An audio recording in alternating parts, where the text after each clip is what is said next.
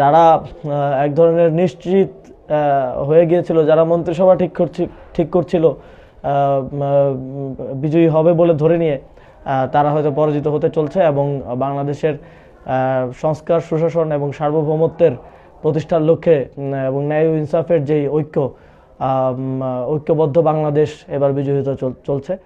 প্রিয় দেশবাসী, 18 বছর পর আজকে খুবই আনন্দঘন পরিবেশে এবং খুবই সুন্দর পরিবেশে একটি নির্বাচন অনুষ্ঠিত হলো। বাংলাদেশের জনগণ উল্লাসের সাথে তাদের ভোটাধিকার প্রয়োগ করেছেন।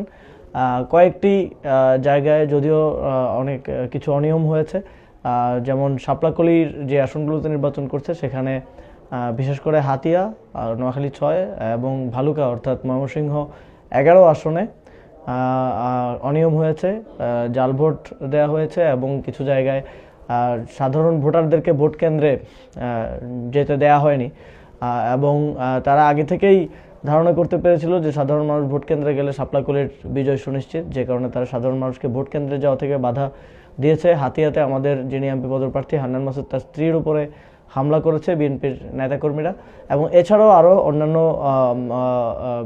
এই 30টি, আমাদের 30টি আসনের বাইরেও অনেকগুলো আসনে এ ধরনের কিছু ঘটনা ঘটেছে। তবে বাংলাদেশের পার্সপেক্টিভে এবার নির্বাচন যদি ওভারঅল আমরা বলতে চাই, তাহলে আমরা মনে করি এখন পর্যন্ত সুষ্ঠুভাবে হয়েছে।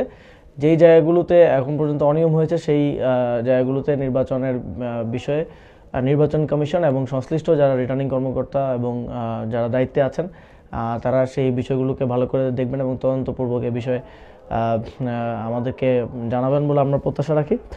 তবে সারা দেশে ওভারঅল সুষ্ঠুভাবে ভোট গ্রহণ হয়েছে বলে আমাদের কাছে আমরা বলতে পারি এবং তারপরেও অনেক কিছু থেকে যায়, যেহেতু এখন পর্যন্ত ফলাফল কিছু জায়গায় আসতে শুরু করেছে। তবে আনঅফিসিয়াল ফলাফলটা আসতেও সময় লাগবে এবং অফিসিয়াল ফলাফল হয়তো আমরা আগামীকাল পেতে পারি।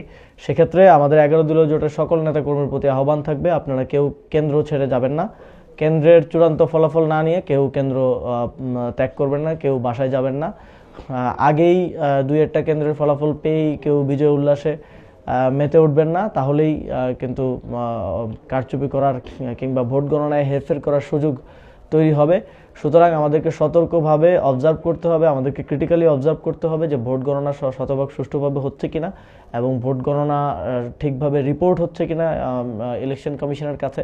আমরা ইলেকশন কমিশনে থাকছি ফলাফল ঘোষণা হওয়ার পূর্ব পর্যন্ত। আমরাও এখানে সজাগ দৃষ্টি রাখবো যাতে করে ফলাফলে কোনো ধরনের ইঞ্জিনিয়ারিং করা সম্ভব না হয়।